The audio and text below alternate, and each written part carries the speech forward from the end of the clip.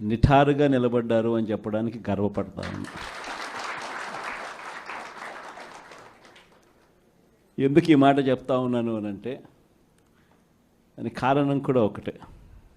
In fact ఏ corporation చూసుకున్నా, ఏ municipality చూసుకున్నా, రాష్ట్రంలో ఉన్న ఏ జెడ్పీటీసీ పరిధిలో ఉన్న ఏ మండలం తీసుకున్నా, అటు ఎంపీపీలైనా కానీ, అటు జెడ్పీటీసీలైనా కానీ, సర్పంచ్లైనా కూడా, ఏది తీసుకున్నా కూడా ఎన్నికలు అయిపోయిన తర్వాత 3 సంవత్సరాల తర్వాత లోకల్ బాడీ ఎన్నికలు జరిగితే అటువంటి ఎన్నికల్లో ఈ రకమైన రిజల్ట్స్తో రాష్ట్రమంతా క్లీన్ స్వీప్ చేసిన పరిస్థితి వైఎస్ఆర్సీపీ ప్రభుత్వం, మన ప్రభుత్వం. అంటే ప్రజల్లో ఏ రోజైనా కూడా తలెత్తుకొని పోగలిగాం. ప్రజలకు ఎన్నికల మేనిఫెస్టో అని చెప్పి ఏదైతే ఎన్నికల వేళ మనం ఏదైతే ఇచ్చామో, చూపించామో, ఏదైతే చూపించి మనం ఓట్లు అడిగామో, ఆ ఎన్నికల మేనిఫెస్టోలో 99% హామీలను నెరవేర్చి ప్రతి నెల ఏ పథకం అమలు చేస్తూ ఉన్నామో బడ్జెట్ ప్రవేశపెట్టే రోజే సంక్షేమానికి సంబంధించిన క్యాలెండర్ కూడా రిలీజ్ చేస్తూ, ఇదిగో ఈ నెల ఈ పథకం, ఇదిగో ఈ నెల ఈ పథకం, ఇదిగో ఈ నెల ఈ పథకం అంటూ క్రమం తప్పకుండా ప్రతి సంవత్సరం ఎక్కడా కూడా ప్రజలకు నష్టం జరగకుండా, ఇబ్బందులు పడకుండా, క్రమం తప్పకుండా ఇచ్చిన ప్రభుత్వం ఏదైనా ఉంది అని అంటే అది దేశ చరిత్రలో ఒక వైఎస్ఆర్సీపీ ప్రభుత్వం మాత్రమే అని చెప్తాను. వైఎస్ఆర్సీపీ అన్న పార్టీ నిజంగా ఒక విలువల కోసం నిలబడిన పార్టీ. నా దగ్గర నుంచి మొదలెడితే ప్రతి కార్యకర్త కూడా, ప్రతి గ్రామ స్థాయిలో ఉన్న కార్యకర్త కూడా కాలర్ ఎగిరేసుకొని ఇది నా పార్టీ అని చెప్పి గర్వంగా చెప్పుకునే, వాళ్ళకి ఏదైతే మనం చెప్పామో అది చేసి చూపించిన తర్వాతనే మనం ఓట్లు అడిగి గెలిచాము. కాబట్టి ప్రజల దగ్గర ఏ రోజు మన విలువ తగ్గల. కానీ ఎన్నికలైన 9 నెలలు కూడా తిరక్క మునిపే ఈరోజు ఏ తెలుగుదేశం పార్టీ కార్యకర్త కూడా గడప గడప అంటూ ప్రజల ఇళ్లకు వెళ్ళే పరిస్థితి ఏ ఒక్కరికి కూడా లేదు, ఎమ్మెల్యే దగ్గర నుంచి కార్యకర్త దాకా. కారణం, ఏ గడపకు వెళ్ళినా కూడా వీళ్ళు ఎన్నికలకు ముందు ఇచ్చిన వీళ్ళ మేనిఫెస్టో సూపర్ 6లు, సూపర్ 7లు ప్రజలు వీళ్ళకి ఇలా చూపించి, ఆ ఇంట్లో నుంచి ఒక చిన్న పిల్లాడు బయటకు వస్తాడు, నా 15,000 ఏమైంది అని అడుగుతాడు. ఆ ఇంట్లో నుంచి 2 పిల్లలున్నా, 3 పిల్లలున్నా ప్రతి పిల్లాడు బయటకు వచ్చి ఆ తెలుగుదేశం పార్టీ, ఇంటికి వచ్చిన తెలుగుదేశం పార్టీ నాయకుడిని, కార్యకర్తను ఆ పిల్లాడు కూడా ప్రశ్నిస్తాడు, నా 15,000 ఏమైంది అని. వీళ్ళింటికి పోయినప్పుడు ఆ పిల్లల తల్లులు ప్రశ్నిస్తారు, నా 18,000 ఏమైంది అని చెప్పి. 50 ఏళ్ళు నిండిన వాళ్ళు వచ్చి ప్రశ్నిస్తారు, నాకు 50 ఏళ్ళకే పెన్షన్ ఇస్తానన్నా, నా 48,000 ఏమైంది అని చెప్పి. అదే ఇంట్లో 20 ఏళ్ళ పిల్లోడు, ఆ పిల్లాడు వచ్చి ప్రశ్నిస్తాడు, నాకు నెల 3,000 ఇస్తానన్నా, 36,000 ఏమైంది, నా 36,000 ఏమైంది అని. అదే ఇంట్లో బహుశా విజయవాడలో కొంచెం రైతులు తక్కువేమో కానీ కొంచెం గ్రామీణ ప్రాంతాలకు పోతే రైతులు కూడా, కండువా వేసుకొని వచ్చే ప్రతి రైతు కూడా నా 20,000 సంగతి ఏమైంది అని అడుగుతాడు. ఇలా ఏ ఇంటికి వెళ్ళినా కూడా తెలుగుదేశం పార్టీ నాయకులకు కానీ, కార్యకర్తలకు కానీ ప్రజలకు సమాధానం చెప్పుకోలేని పరిస్థితులు వాళ్ళు ఉన్నారు. ఎన్నికలప్పుడు ఏదైతే మాట చెప్పాడో ఆ రోజేమో మేము చెయ్యకపోతే మా కాలర్ పట్టుకోండి అని అన్నాడు. మరి ఈరోజు ప్రజలు కాలర్ పట్టుకుంటారేమో అని చెప్పి భయపడి రెడ్ బుక్ రాజ్యాంగం నడుపుతూ ఉన్నారు. ఈరోజు ఏమంటా ఉన్నాడు, ఎన్నికలు అయిపోయిన 9 నెలల తర్వాత ఈరోజు ఏమంటా ఉన్నారు, సంపద సృష్టించడం ఎట్టనో నా చెవిలో చెప్తే నేను తెలుసుకుంటాను అంటున్నాను. ఇది వాస్తవాలు. ఇదే మాటలు ఎన్నికలకు ముందు నేను చెప్పా, చంద్రబాబు నాయుడు నమ్మడం అంటే చంద్రముఖిని నిద్ర లేపడమే అని. ఇదే మాటలు నేను ఎన్నికలప్పుడు చెప్పిన, చంద్రబాబు నాయుడు నమ్మడం అంటే పులి నోట్లో తలబెట్టడమే అని చెప్పి. ఇదే మాటలే నేను చెప్పా. మేనిఫెస్టో ప్రజెంటేషన్ చేసేటప్పుడు ఇక్కడ ఇలా నిల్చుని ఇలా మేనిఫెస్టోని ఇలా చూపించా. మన మేనిఫెస్టోని ఇలా చూపిస్తూ వాళ్ళు చెప్పిన మేనిఫెస్టో హామీలను కూడా ఇలానే చూపిస్తూ చెప్పా. ఇది సాధ్యమయ్యేటి కాదయ్యా చంద్రబాబు నాయుడు చెప్పేటివి. రాష్ట్రానికి సంబంధించిన బడ్జెట్ ఇది, మనం చేస్తూ ఉన్న బటన్లు నొక్కే కార్యక్రమం ఇది, దీనికే ఇంత డబ్బు ఖర్చు అవుతుంది. మరి చంద్రబాబు నాయుడు ఏమో 1,72,000 కోట్లు సంవత్సరానికి అయ్యే ప్రతిపాదనలు ఆయన చెప్తా ఉన్నాడు. సూపర్ 6లు మోసము, సూపర్ 7లు మోసము అని చెప్పి చెబుతూ మనమేం చేయగలుగుతాము అన్నది కూడా ప్రజలకు అర్థమయ్యేట్టుగా కూడా మేనిఫెస్టో సందర్భంగా కూడా చెప్పడం జరిగింది.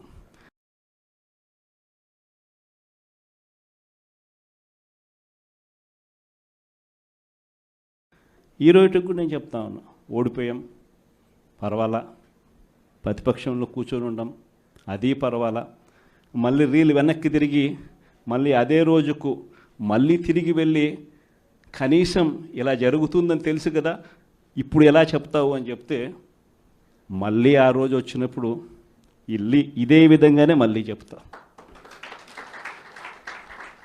ఎందుకనంటే రాజకీయాలలో విలువలు, విశ్వసనీయత అన్న పదానికి అర్థం అది. ఎన్నికలు ఎప్పుడొచ్చినా కూడా అదే విలువలు, అదే విశ్వసనీయత అన్న ఒకే ఒక్క పదం మీద మళ్ళీ వైఎస్ఆర్సీపీ మళ్ళీ అఖండ మెజారిటీతో మళ్ళీ గవర్నమెంట్. కానీ ఈసారి ఫామ్ చేసినప్పుడు మాత్రం ప్రజలకు చంద్రబాబు నాయుడు నైజం పూర్తిగా అర్థమైపోతుంది. కాబట్టి మనల్ని మళ్ళీ 30 ఏళ్ళు అక్కడే కూర్చోబెట్టే విధంగా కూడా ప్రజలు ఖచ్చితంగా అడుగులు వేస్తారన్న నమ్మకం నాకుంది. ఎందుకంటే ఈరోజు ఒకవైపున ఇచ్చిన హామీలన్నీ కూడా పక్కకి వెళ్ళిపోవడం అన్నది ఒక ఆస్పెక్ట్ అయితే, రెండో ఆస్పెక్ట్ ఏమిటి అని అంటే ప్రతి వ్యవస్థ నిర్వీర్యమైపోయింది. కేవలం చంద్రబాబు నాయుడు గారి ప్రభుత్వం రాక మునుపు మన ప్రభుత్వం ఉండేది. మళ్ళీ మన ప్రభుత్వంలో ఎలా ప్రతిదీ కూడా ఎలా పగడ్బందీగా ఎలా జరిగింది, చంద్రబాబు నాయుడు ఎందుకు చేయలేకపోతున్నాడు, ఈ చర్చ ప్రతి ఇంట్లోనూ కూడా జరుగుతూ ఉంది. ప్రతి పథకము కూడా ట్రాన్స్పరెంట్గా, పారదర్శకంగా ప్రతి ఇంటికి చేర్చే పరిస్థితి నుంచి ఈరోజు అన్ని కొలాప్స్. కేవలం 9 నెలలు. ఒకవైపున వ్యవస్థలన్నీ కొలాప్స్, మరోవైపున ఏది చూసినా స్కామే. ఏ గ్రామంలో చూసినా బెల్ట్ షాపులు. ఎమ్మెల్యే దగ్గరుండి ఆక్షన్ పాడిస్తూ ఉన్నాడు. 2 లక్షల 3 లక్షల నీ ఇష్టం. ఆ 2 లక్షలు కట్టడానికి పోలీసులు సపోర్ట్ చేస్తారు, దగ్గరుండి మద్యం అమ్మేట్టుగా. ఎంఆర్పి రేటుకు వాళ్ళు కొనుక్కుంటారు, ఎంఆర్పి రేటు ప్లస్ వీళ్ళ ప్రాఫిట్ వేసుకొని వాళ్ళు అమ్ముతారు.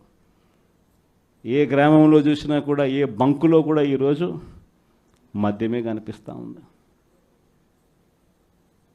మొట్టమొదటిసారిగా గవర్నమెంట్ నడుపుతా ఉన్న మద్యం షాపులను తీసేసి ప్రైవేట్ వాళ్ళని తీసుకొచ్చేసినారు. ఇసుక ఎక్కడ పడితే అక్కడ డబల్ ద రేటుకి అమ్ముతూ ఉన్నారు. ప్రతి నియోజకవర్గంలోని పేకాట క్లబ్బులు ఎక్కడ పడితే అక్కడ కనిపిస్తూ ఉన్నాయి.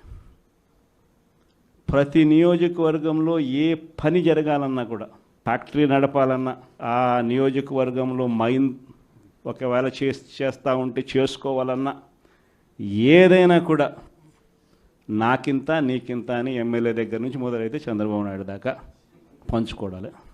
ఇవన్నీ కూడా ఏ స్థాయిలో జరుగుతూ ఉన్నాయనంటే, నిజంగా ఈరోజు వైఎస్ఆర్సీపీ పార్టీ కానీ, వైఎస్ఆర్సీపీ ఎమ్మెల్యేలు కానీ ఈరోజు నిజంగా చాలా మంచోళ్ళ కింద కనిపిస్తూ ఉన్నారు.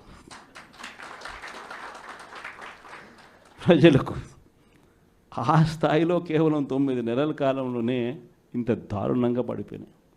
ఇవన్నీ కూడా ఎందుకు నేను చెప్తా ఉన్నాను అని అంటే, ఈరోజు కష్టాలు అనేటివి వస్తాయి.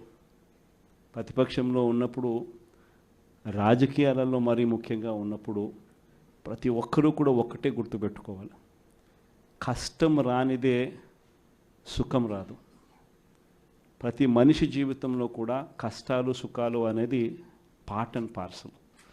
ప్రతిపక్షంలో ఉన్నప్పుడు మనకు కష్టాలు కనిపిస్తాయి, కానీ ఆ ప్రతిపక్షంలో ఉన్నప్పుడు ఆ కష్టాలలో వచ్చినప్పుడు మనం ఆ కష్టాలను ఎలా ఎదుర్కొంటాం అన్నది మనల్ని లీడర్లు చేస్తాయి. కష్టం వచ్చినప్పుడు మన క్యారెక్టర్ను మనం అమ్మేసుకుంటే, మన వ్యక్తిత్వాన్ని మనం అమ్మేసుకుంటే, ఒక్కసారి బాటిల్లో ఉన్న నీళ్ళు బాటిల్లో ఉంటే బాటిల్లో నీళ్ళు తాగుతాం, బాటిల్లో ఉన్న నీళ్ళు ఒక్కసారి ఇలా పడేసినామనంటే భూమిలోకి పడిపోతాయి, మళ్ళీ ఏరుకోలేం. క్యారెక్టర్ కూడా అలాంటిదే. ఒక్కసారి విడిచిపెట్టేసినాము అని అంటే మళ్ళీ దాన్ని ఏరుకోలేం. ప్రజల్లో చులకనవుతాం, ప్రజల్లో పలచనవుతాం. ఇది ప్రతి ఒక్కరూ కూడా గుర్తుపెట్టుకోండి. కష్టాలు అన్నటివి ఎల్లకాలం ఉండవు. ఎవరికి ఏ కష్టం వచ్చినా కూడా నా కథ గుర్తు తెచ్చుకోండి. 16 నెలలు నన్ను జైల్లో పెట్టినారు. నా మీద కేసులు వేసింది కూడా మళ్ళీ ఎవరో కాదు, అటు కాంగ్రెస్ ఇటు తెలుగుదేశమే. నా పిటిషన్లో ఎవరు పిటిషనర్స్ అంటే అటు కాంగ్రెస్ ఎమ్మెల్యేలు, ఇటు తెలుగుదేశం పార్టీకి సంబంధించిన నాయకులు. కేవలం రాజకీయంగా ఎదుగుతున్నాను అని ఒకే ఒక కారణంతో దొంగ కేసులు బనాయించారు. 16 నెలలు జైల్లో పెట్టినారు. కానీ ఏమైంది? బయటికి రాలా? ముఖ్యమంత్రి కాలా?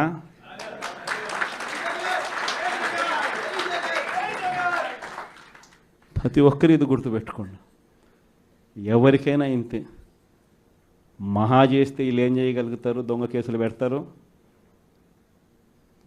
కాదండంలా బెదిరిస్తారు, కాదండంలా మహా అయితే 3 నెలలు లోపల వేస్తారు, అది కాదండంలా. కానీ ఏం చేస్తారు? 3 నెలల తర్వాత మళ్ళా వస్తాం, రెట్టించిన ఉత్సాహంతో మళ్ళా పనిచేస్తాం. ఎవరెవరైతే మిమ్మల్ని జైల్లో పెట్టే కార్యక్రమం ఎవరెవరైతే చేస్తారో, మంచి చేసిన వాళ్ళని గుర్తుపెట్టుకోండి, చెడు చేసిన వాడిని గుర్తుపెట్టుకోండి. ఇద్దరిని గుర్తుపెట్టుకోమని చెప్తాను. ఊరికే చూస్తూ ఊరుకోం. వైఎస్ఆర్ కాంగ్రెస్ పార్టీ బ్రతుకుతుంది. వైఎస్ఆర్ కాంగ్రెస్ పార్టీ ఈ రాష్ట్రాన్ని ఏలుతుంది అని కూడా సందర్భంగా చెప్తాను. మరో 30 సంవత్సరాలు ఏళ్తామని కూడా ఈ సందర్భంగా కూడా మరి గట్టిగా కూడా చెప్తాను. కాబట్టి ఎవ్వరూ కూడా వైఎస్ఆర్ కాంగ్రెస్ పార్టీకి సంబంధించిన ఏ కార్యకర్త వెంటికి కూడా పీకలేడు అని చెప్పి కూడా ఈ సందర్భంగా చెప్తాను. ఇది ప్రతి ఒక్కరూ గుర్తుపెట్టుకోండి. ఒక్కటే గుర్తుపెట్టుకోండి, ఈసారి జగనన్న 2.0 కొంచెం వేరుగా కూడా ఉంటుంది.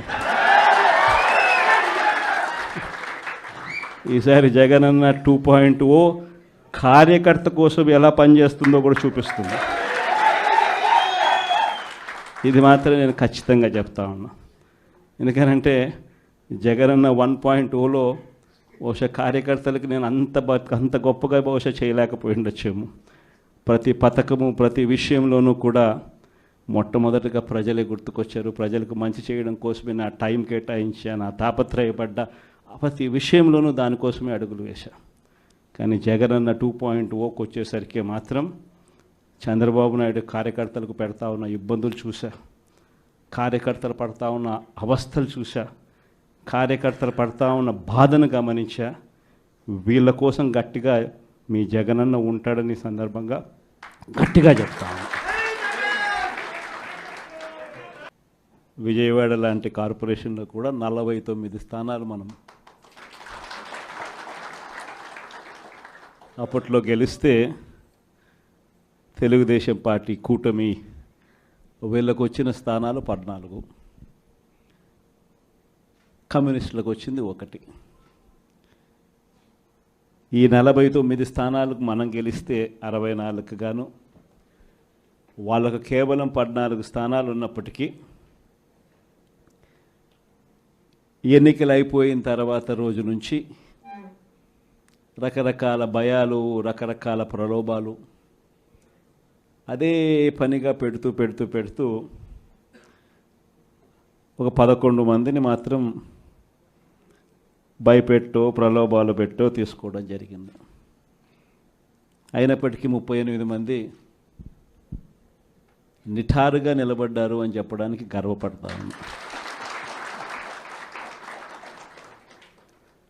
ఎందుకు ఈ మాట చెప్తా ఉన్నాను అని అంటే దానికి కారణం కూడా ఒకటే.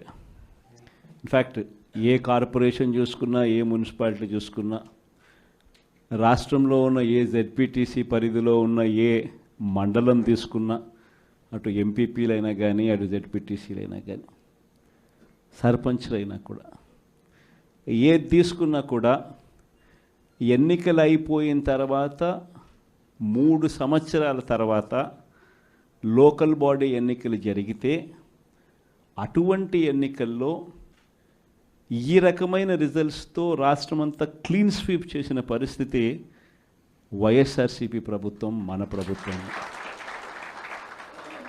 అంటే ప్రజల్లో ఏ రోజైనా కూడా తలెత్తుకొని పోగలిగాం. ప్రజలకు ఎన్నికల మేనిఫెస్టో అని చెప్పి ఏదైతే ఎన్నికల వేళ మనం ఏదైతే ఇచ్చామో, చూపించామో, ఏదైతే చూపించి మనం ఓట్లు అడిగామో, ఆ ఎన్నికల మేనిఫెస్టోలో 99% హామీలను నెరవేర్చి ప్రతి నెల ఏ పథకం అమలు చేస్తూ ఉన్నామో బడ్జెట్ ప్రవేశపెట్టే రోజే సంక్షేమానికి సంబంధించిన క్యాలెండర్ కూడా రిలీజ్ చేస్తూ, ఇదిగో ఈ నెల ఈ పథకం, ఇదిగో ఈ నెల ఈ పథకం, ఇదిగో ఈ నెల ఈ పథకం అంటూ క్రమం తప్పకుండా ప్రతి సంవత్సరం ఎక్కడా కూడా ప్రజలకు నష్టం జరగకుండా, ఇబ్బందులు పడకుండా, క్రమం తప్పకుండా ఇచ్చిన ప్రభుత్వం ఏదైనా ఉంది అని అంటే అది దేశ చరిత్రలో ఒక వైఎస్ఆర్సీపీ ప్రభుత్వం మాత్రమే అని చెప్తాను. వైఎస్ఆర్సీపీ అన్న పార్టీ నిజంగా ఒక విలువల కోసం నిలబడిన పార్టీ. నా దగ్గర నుంచి మొదలెడితే ప్రతి కార్యకర్త కూడా, ప్రతి గ్రామ స్థాయిలో ఉన్న కార్యకర్త కూడా కాలర్ ఎగిరేసుకొని ఇది నా పార్టీ అని చెప్పి గర్వంగా చెప్పుకునే, వాళ్ళకి ఏదైతే మనం చెప్పామో అది చేసి చూపించిన తర్వాతనే మనం ఓట్లు అడిగి గెలిచాము. కాబట్టి ప్రజల దగ్గర ఏ రోజు మన విలువ తగ్గల. కానీ ఎన్నికలైన 9 నెలలు కూడా తిరక్క మునిపే ఈరోజు ఏ తెలుగుదేశం పార్టీ కార్యకర్త కూడా గడప గడప అంటూ ప్రజల ఇళ్లకు వెళ్ళే పరిస్థితి ఏ ఒక్కరికి కూడా లేదు, ఎమ్మెల్యే దగ్గర నుంచి కార్యకర్త దాకా. కారణం, ఏ గడపకు వెళ్ళినా కూడా వీళ్ళు ఎన్నికలకు ముందు ఇచ్చిన వీళ్ళ మేనిఫెస్టో సూపర్ 6లు, సూపర్ 7లు ప్రజలు వీళ్ళకి ఇలా చూపించి, ఆ ఇంట్లో నుంచి ఒక చిన్న పిల్లాడు బయటకు వస్తాడు, నా 15,000 ఏమైంది అని అడుగుతాడు.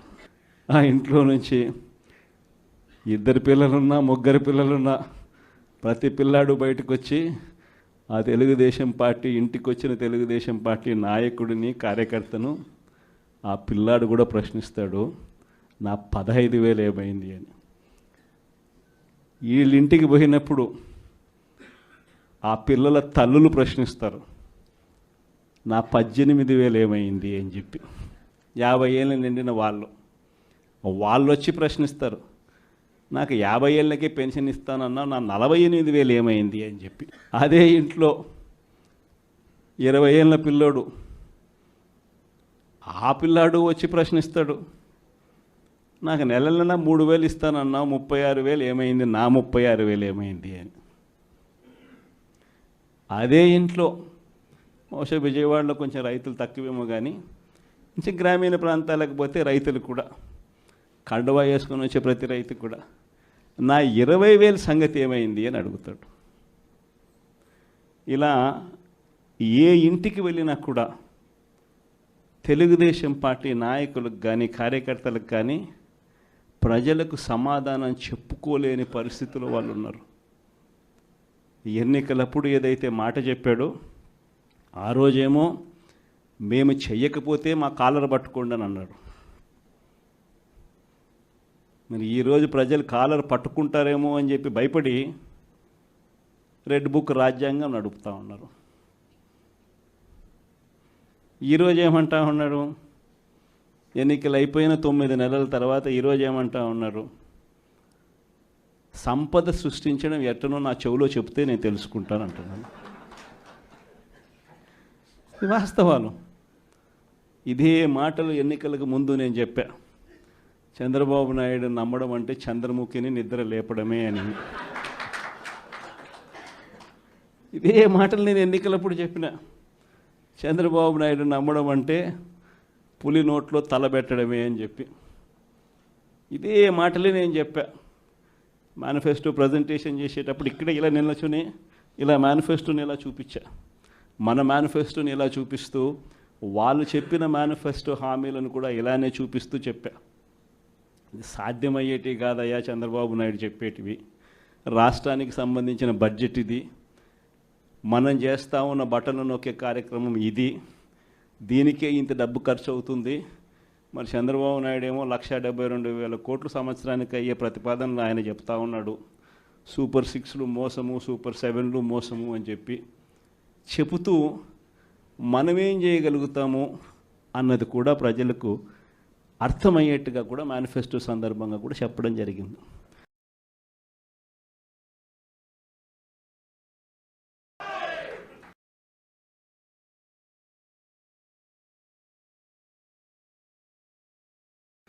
ఈ రోజుకి కూడా నేను చెప్తా ఉన్నా, ఓడిపోయాం పర్వాలా, ప్రతిపక్షంలో కూర్చొని ఉండం అది పర్వాలా, మళ్ళీ రీలు వెనక్కి తిరిగి మళ్ళీ అదే రోజుకు మళ్ళీ తిరిగి వెళ్ళి కనీసం ఇలా జరుగుతుందని తెలుసు కదా ఇప్పుడు ఎలా చెప్తావు అని చెప్తే మళ్ళీ ఆ రోజు వచ్చినప్పుడు ఇదే విధంగానే మళ్ళీ చెప్తా.